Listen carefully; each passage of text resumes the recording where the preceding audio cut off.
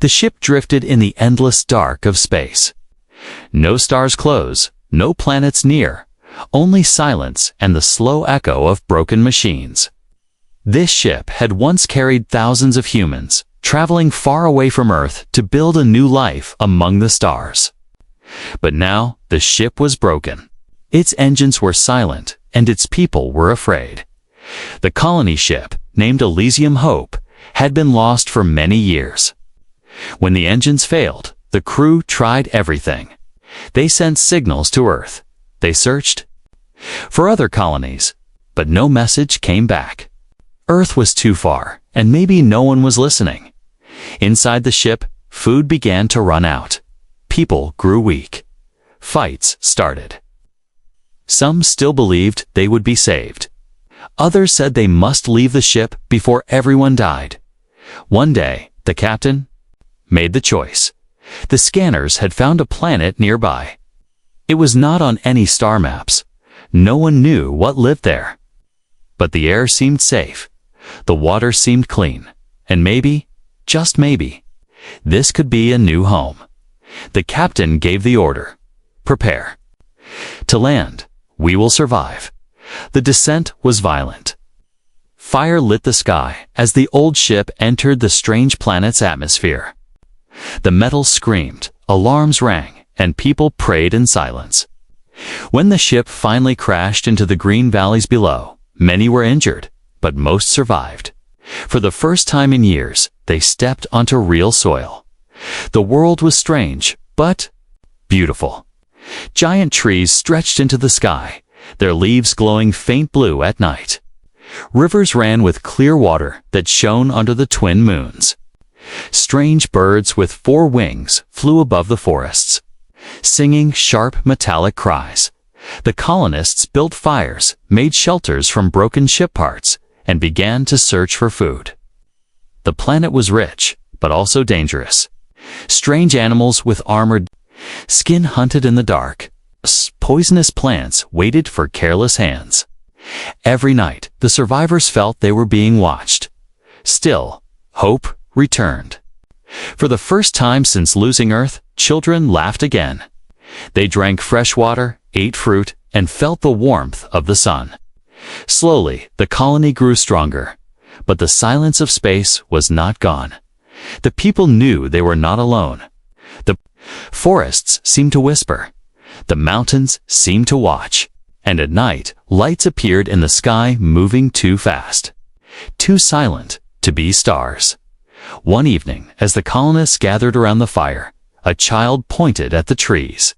"Look," she whispered. A tall shape stood at the edge of the camp.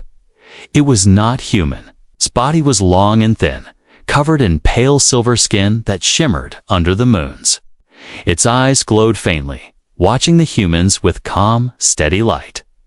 The colonists froze. Some grabbed tools and broken weapons.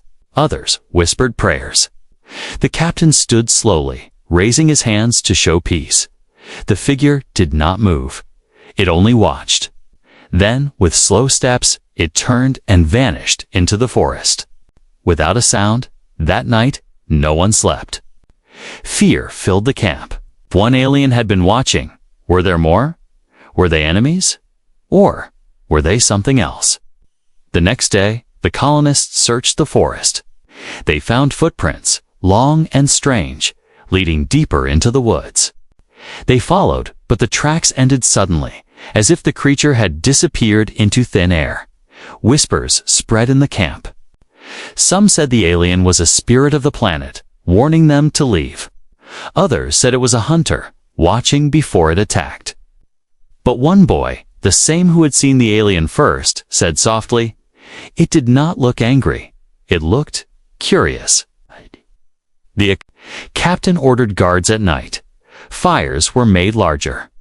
But the people could not shake the feeling that eyes were always on them.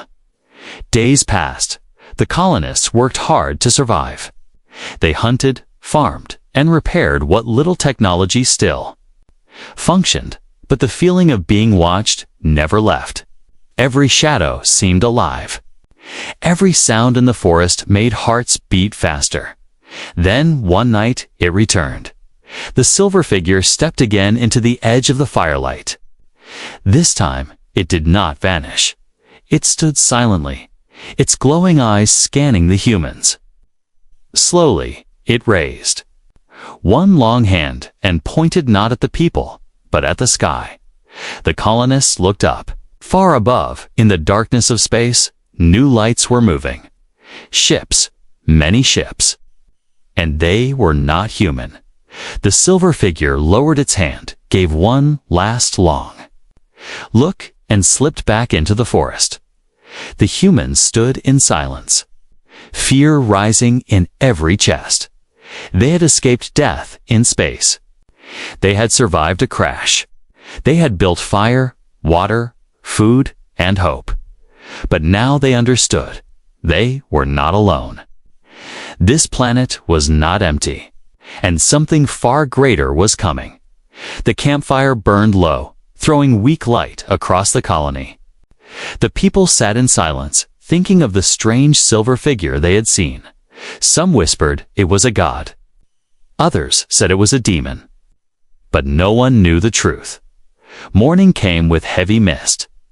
The forest was quiet, too quiet, as if the planet itself was waiting.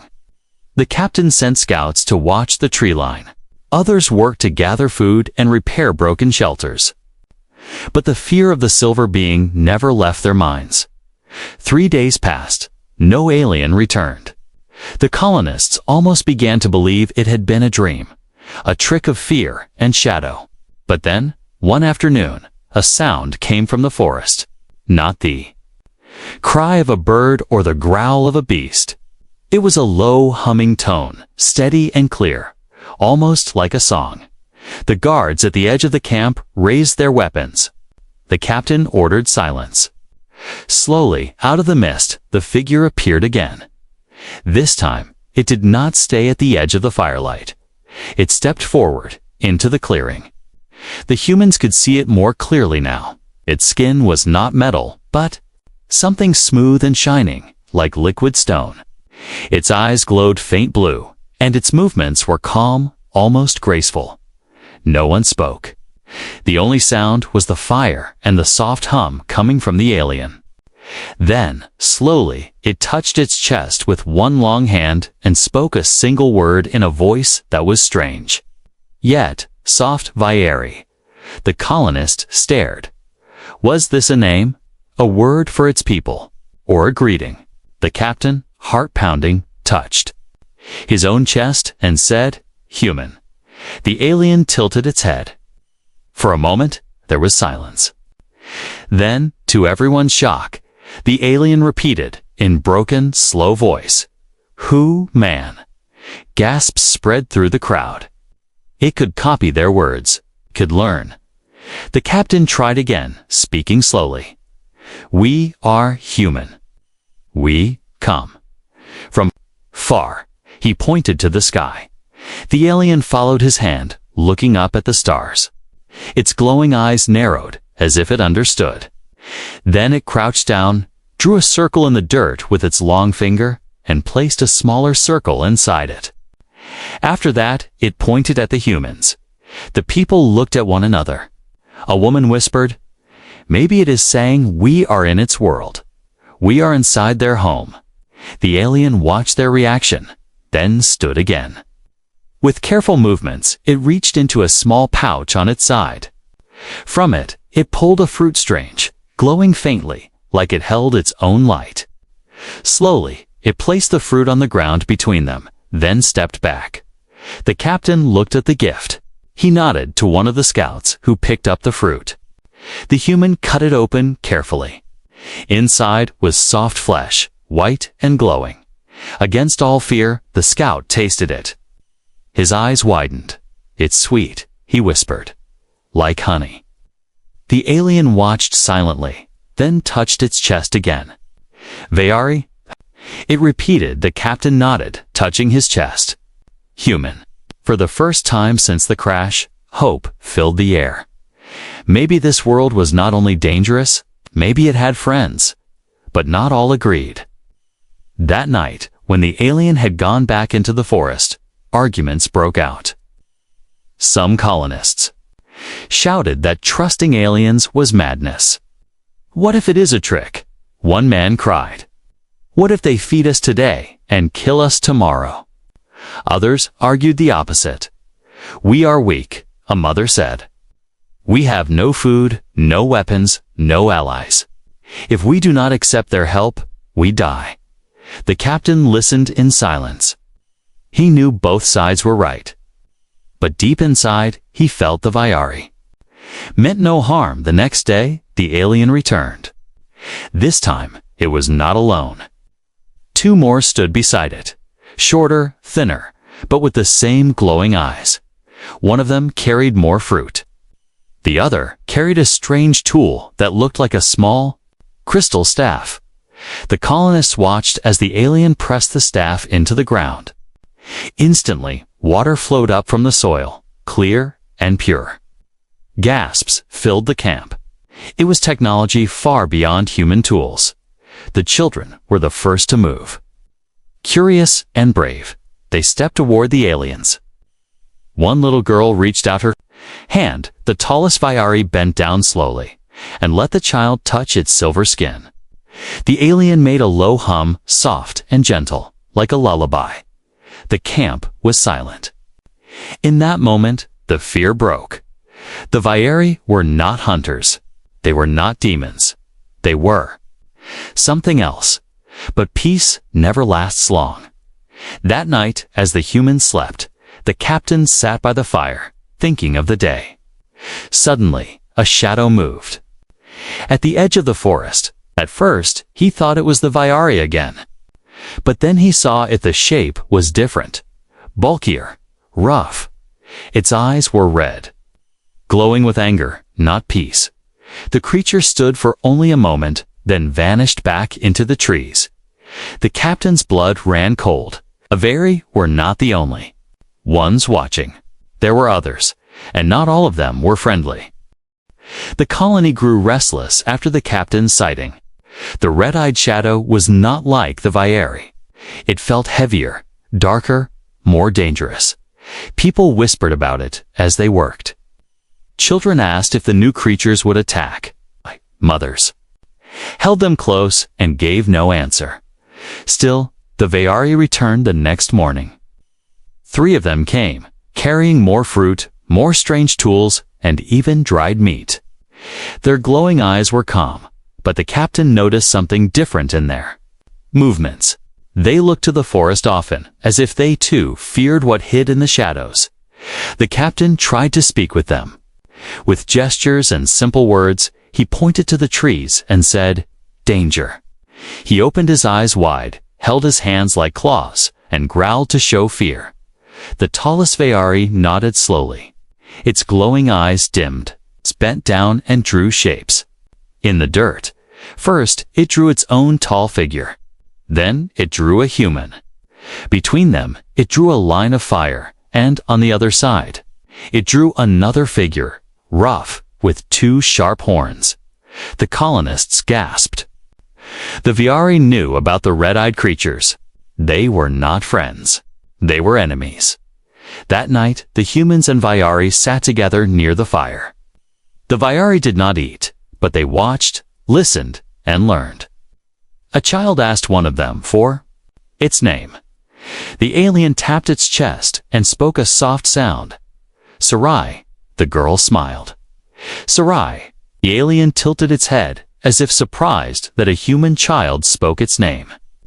Then, for the first time, it gave a sound that almost felt like laughter, low, humming, but warm. Slowly, trust began to grow. Humans shared bread made from local grain. The VR gave tools to clean water and showed how to avoid poisonous plants.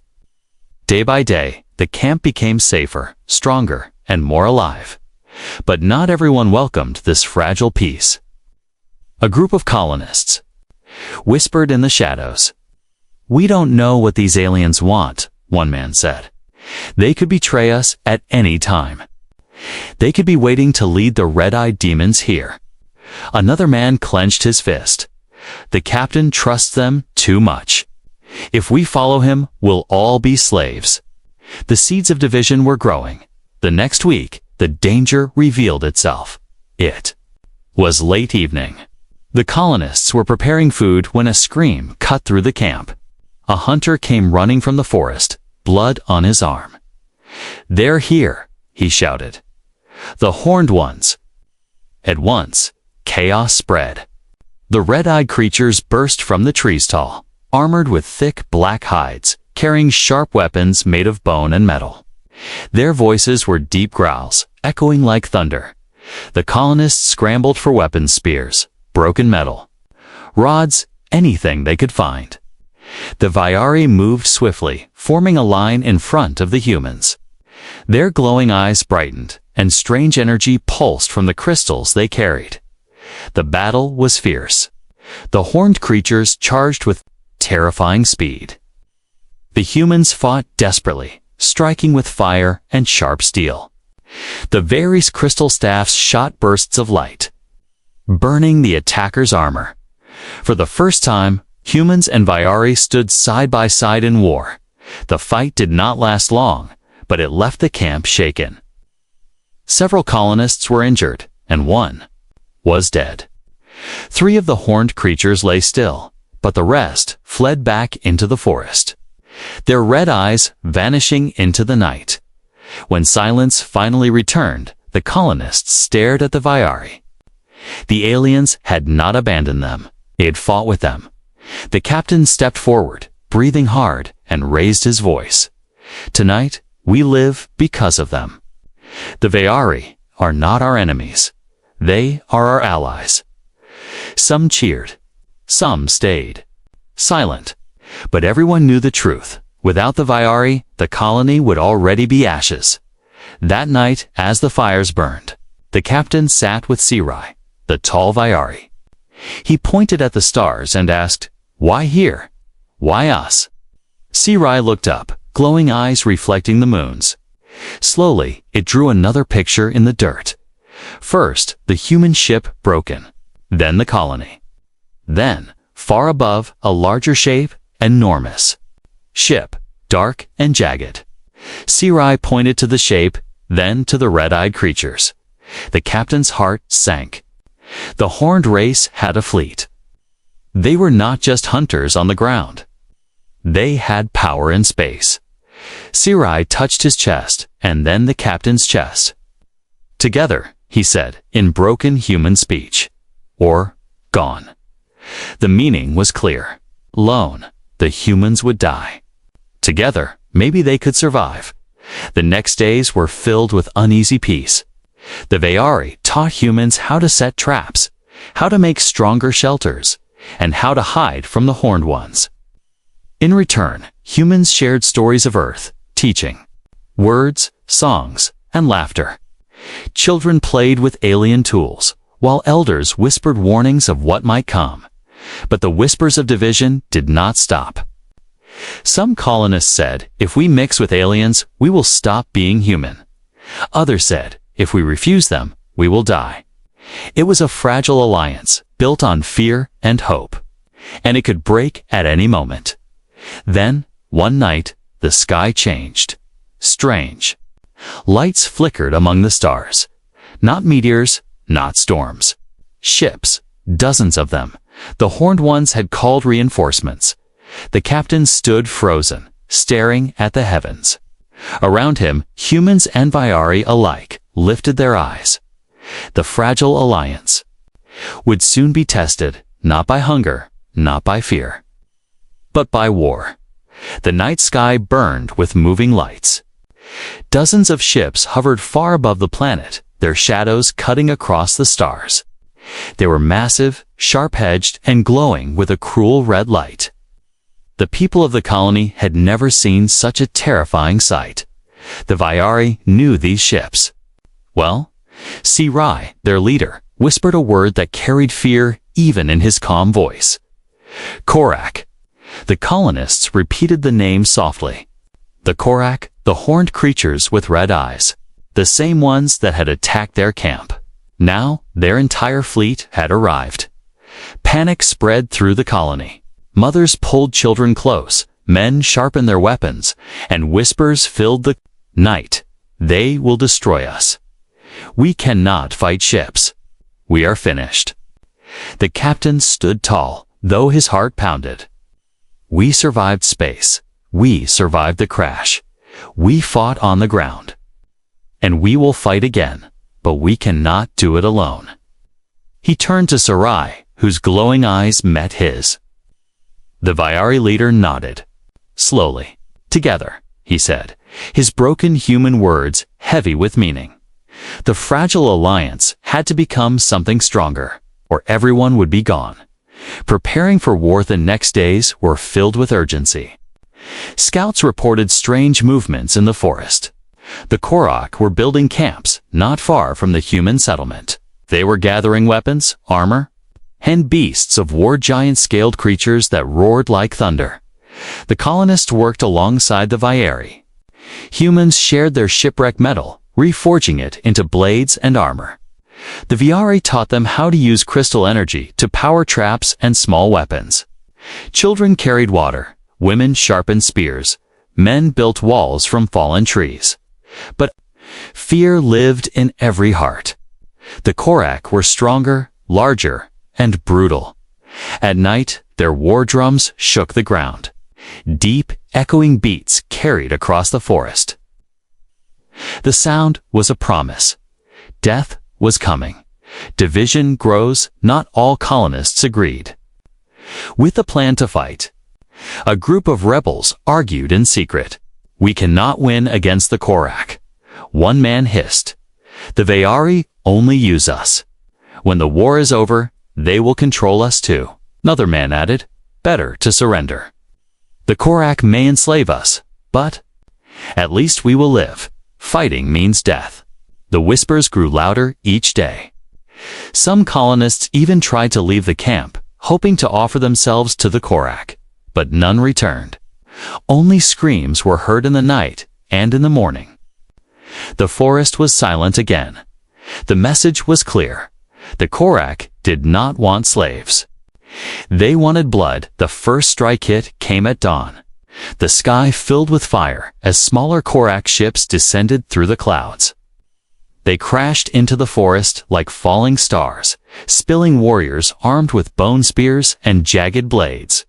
The ground shook as the horned beasts marched with them, their armored hides reflecting the red light. The humans and Vyari stood ready. Archers took position on high rocks. Fighters gripped their weapons. Children and elders hid deep inside the wreckage of the old ship. The captain raised his voice. We fight not for Earth, not for the past. We fight for today. For survival. Stand strong. The Korak roared as they charged, their red eyes burning. With fury, the battle exploded. Humans fought with desperation, stabbing with metal spears and swinging broken blades. The Vyari used their crystal staffs, sending bursts of energy into the enemy. The forest shook with screams, fire, and the clash of weapons. For every Korak that fell, another rose. Their numbers were endless. The captain fought side by side with Sarai, blocking a massive Korak warrior strike. Together, they brought it down, but both were left breathless, their arms heavy with exhaustion. The colonists began to fall back. Fear spread. The walls of the camp were burning, and the beasts of the Korak smashed through defenses with their horned heads. It seemed the end had come. A dangerous choice in the chaos. The rebels made their move. They lit a fire near the old wreck, trying to signal surrender. Stop fighting, they shouted. We give ourselves to the Korak. The captain turned, fury in his voice. You fools. They will not spare you. But the Korak saw the flames. Their warriors roared and pushed harder, thinking the humans were breaking. Sarai's eyes glowed brighter, his voice deep and urgent. No surrender, no mercy. Fight. He raised his staff and struck the ground. A wave of crystal light surged across the battlefield, blinding the Korak for a moment. The colonists saw their chance and pushed back with all their strength. Still, the enemy pressed on. The battle was not won. It was only beginning. The enemy's warning as the fight raged, a massive figure stepped onto the battlefield. Taller than the others, armored in black steel, its horns longer and sharper. Its eyes glowed brighter than fire. The Korak leader. The battlefield fell silent for a moment as he raised his weapon high. His voice thundered, deep and cruel, carrying across the forest. "This world will burn," he declared. "Your kind is weak. Your allies are weak. You are nothing. This planet belongs to the Korak." He pointed his blade toward the human camp. "We will take your women.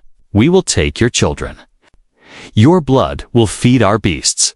Your bones will build our walls. You will be erased." The colonists trembled. Even the strongest fighters felt their courage break under his words.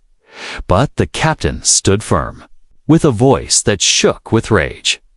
He shouted back, "We are human. We are not nothing. We will never bow to you." The Vyari joined, raising their staffs, glowing eyes fierce. Together. Sci cried. The battlefield roared back to life, but above them, in the sky, the massive Korak ships moved closer. Their weapons began to glow, aimed at the planet below. The ground battle was terrifying enough. But now, the real war was about to begin. The battlefield was still smoking when dawn came. Bodies of both humans and Korak lay scattered across the ground. Broken weapons, burned shelters, and pools of blood told the story of a night full of terror. The colonists were alive, but barely. Many were wounded, and some were gone forever. Yet, even in their grief, they knew one truth. Without the Vyare, they would already be dead. The fragile alliance had held for now. But above the planet, the Korak fleet still circled like vultures. Their glowing ships filled the sky with a silent threat. Everyone knew the next attack would come soon, and this time the humans and Vyari might not survive it. The broken camp. The captain walked through the ruins of the camp. He saw children crying for lost parents, mothers holding wounded sons, and fathers sharpening broken blades with tired hands. Every face carried fear, but deeper than fear was doubt. Could they really win? Could they survive against such a powerful enemy? The Vyari leader stood beside him. His glowing eyes dimmed with sadness as he looked at the human suffering. "Fight hard," he said in broken human speech. But not enough. The captain clenched his fists. "Then we must find a way. If we don't, there will be nothing left." A shocking discovery that night. Scouts returned with news. They had captured a Korak soldier hiding near the forest. He was wounded, his red eyes flickering weakly. The colonists wanted to kill him at once, but the captain stopped them. "No," he said. "He may know something. Keep him alive." The prisoner was dragged into the camp, chained with ropes. His armor was cracked, his horn broken. At first, he spat at the humans and growled at the Vyari. But as the night passed, his anger changed to something else: fear. Under questioning, he revealed the truth. The Korak did not all agree with their leader. Some were forced to fight, some wanted freedom, and some believed that unity with other races was the only path to survival. The captain stared in shock. Could it be true? Could even the Korak have rebels?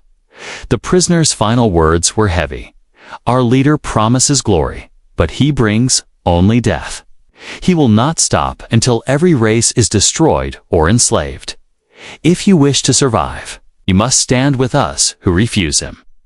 For the first time, the humans and Vyari heard the unthinkably an alliance that included even the enemy. A risky choice. The idea spread through the camp like fire. Some colonists were horrified. "We cannot trust them." One woman shouted. "They killed our families." Others saw hope. "If even some Korak fight with us, we may have a chance," said another. The captain turned to Sci. What do you think? The Vayari leader's glowing eyes narrowed. For a long moment, he said nothing. Then he answered in his soft humming voice, "Enemy today, ally tomorrow. If world must live." The decision was made. A meeting was arranged. The wounded Korak rebel promised to bring others if he was freed. The captain agreed. It was dangerous. It could be a trap. But if it was true, it was the only path to survival. A new alliance days later, under the shadow of the twin moons. The rebels came. A group of Korak warriors, smaller than the rest, but fierce and proud. Their leader was scarred, his horn chipped, his red eyes dim with age. He looked at the humans, then at the Vayari. His voice was deep, but not cruel. "We are outcasts. We refuse the blood path. If you fight the warlord, we will fight beside you." The captain stepped forward.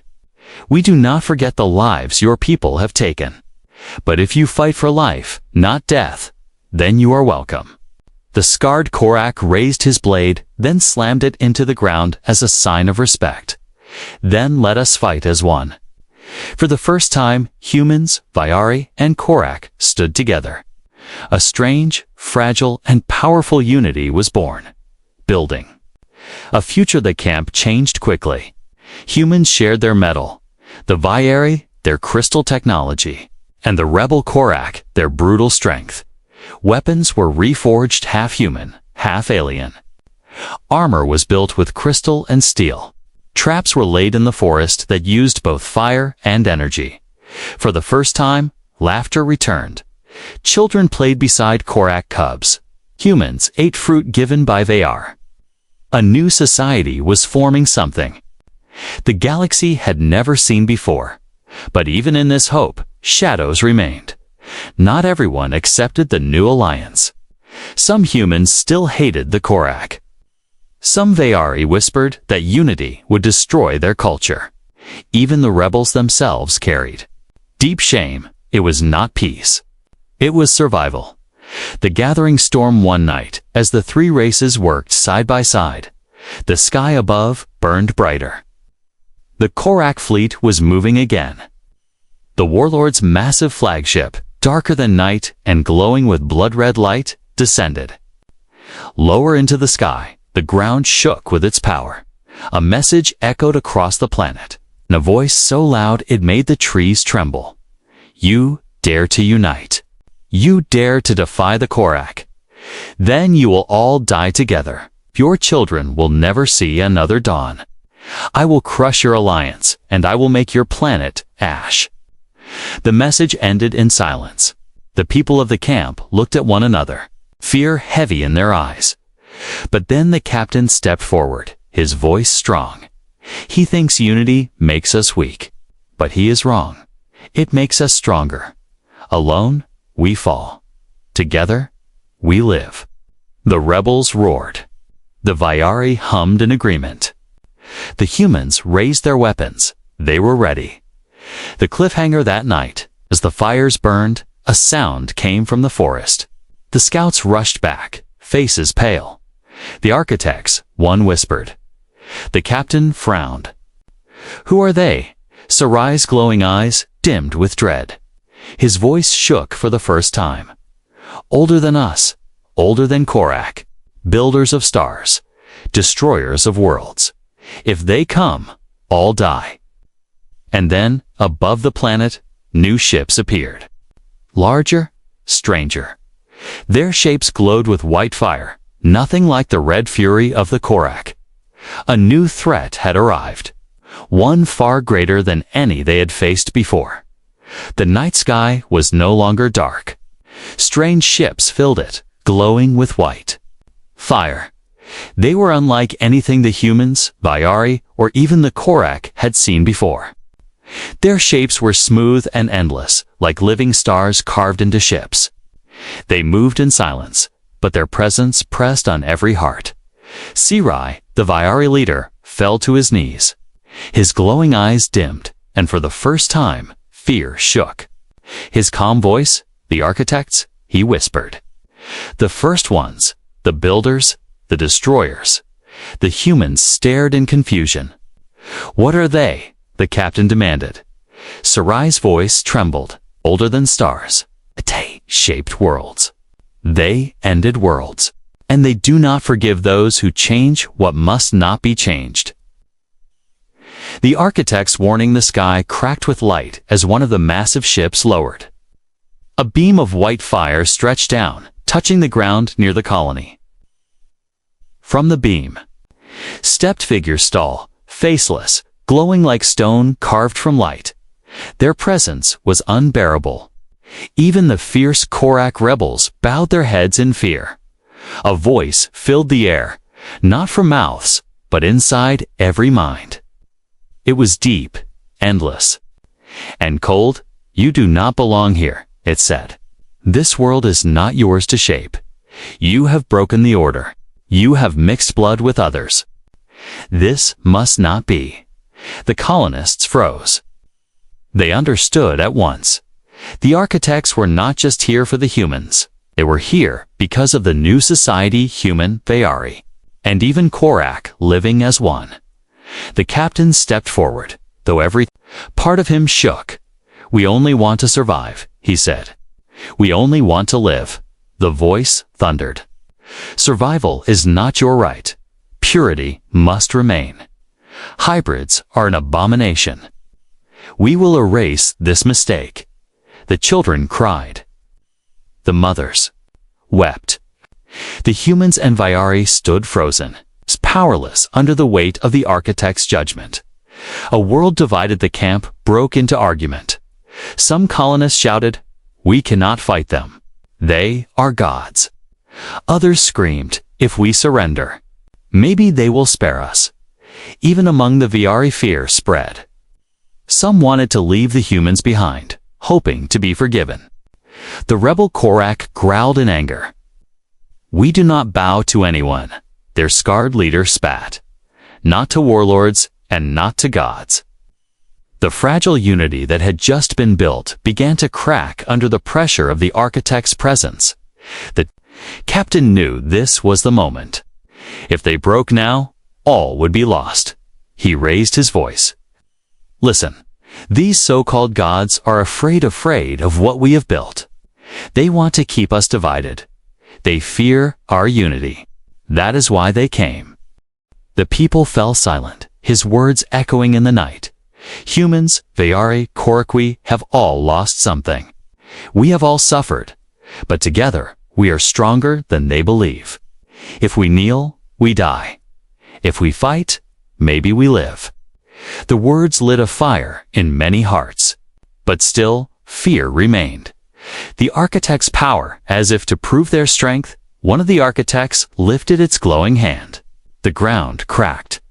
The sky burned. Nearby mountains split open as if struck by invisible fire. The people screamed, falling to the ground. Even the strongest warriors felt like insects before the power of the architects. The cold voice returned. "You see, we do not threaten. We end. You have one choice. Surrender your hybrids, surrender your unity, and you may live. Refuse, and none of you will remain." The silence that followed was heavier than death, a choice of survival though. Humans looked at their children, the first hybrid babies born of human and Vayari blood. Tiny lives, fragile but full of hope. Mothers clutched them close, tears in their eyes. The captain stood tall. His voice was steady, though inside he felt the weight of impossible choice. "We will not give up our children," he said. "We will not break what we have built." The rebel Korak leader slammed his weapon into the ground. "Let them come. We will show these gods that we do not kneel." Sarai rose slowly, his glowing eyes burning bright again.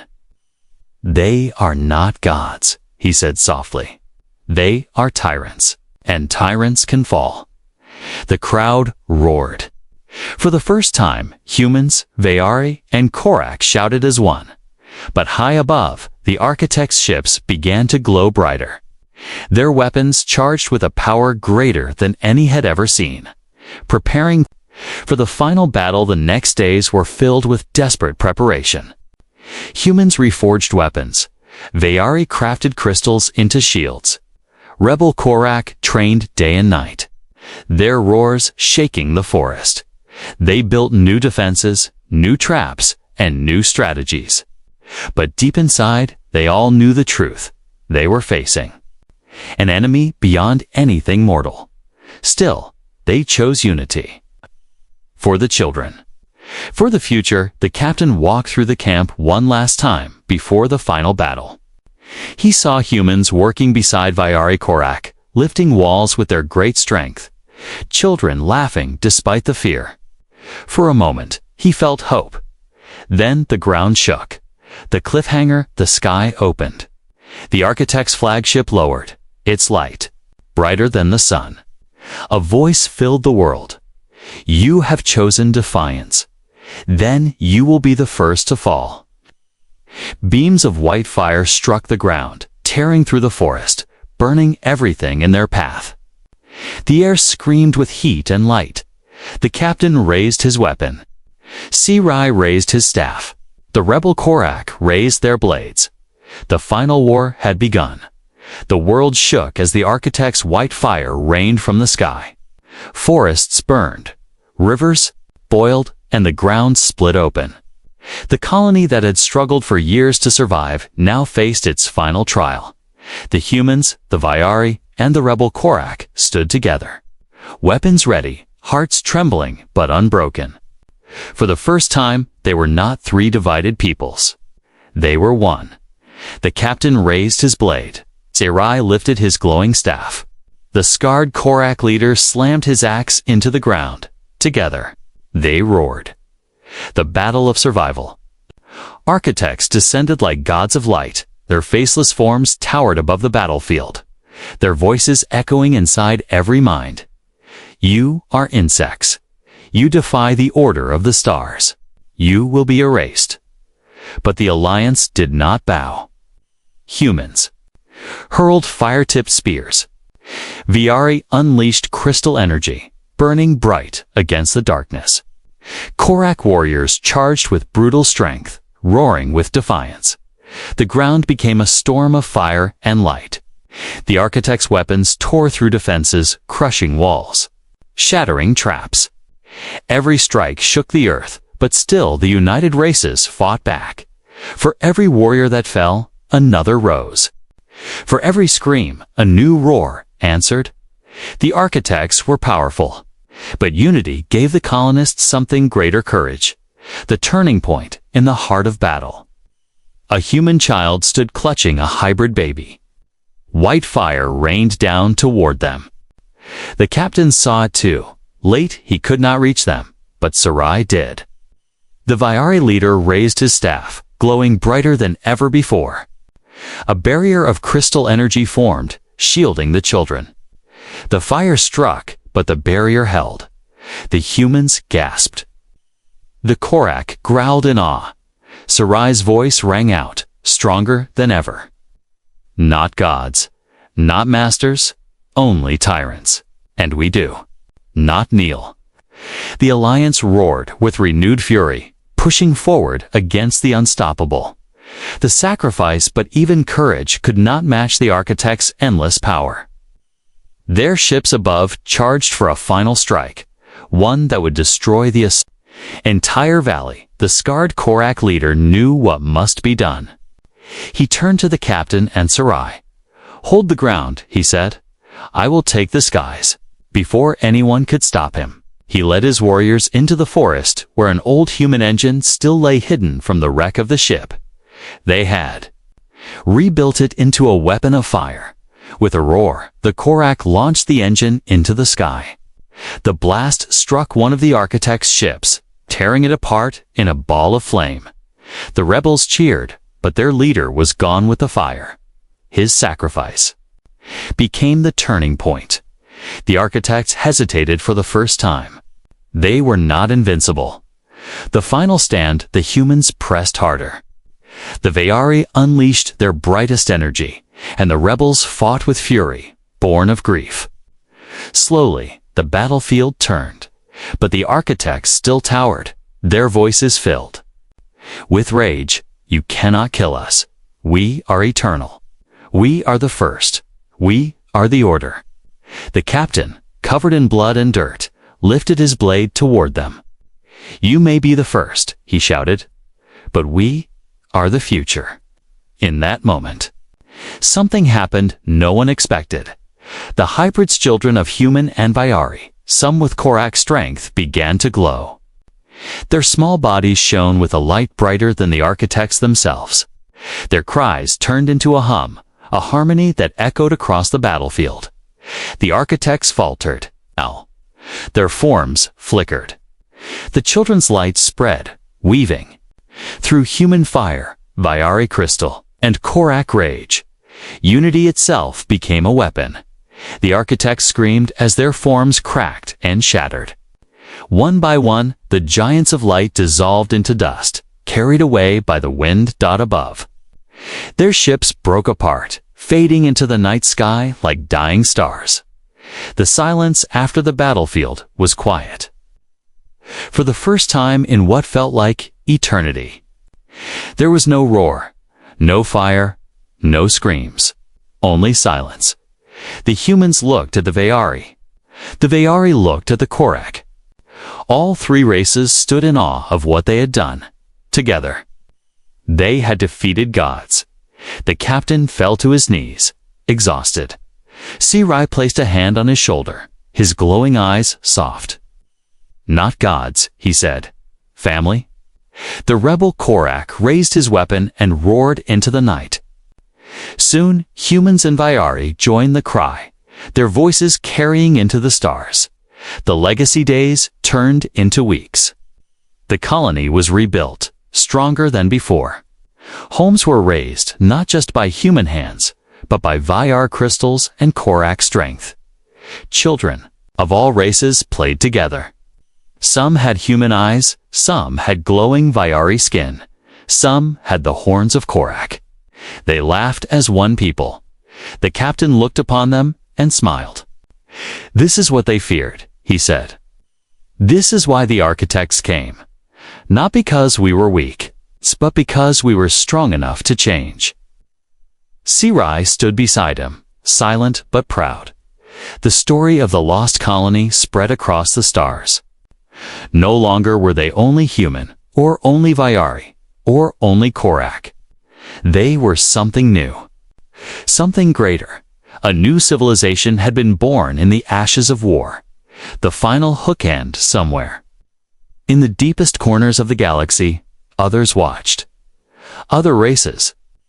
Some trembled at the rise of this new alliance. Others whispered.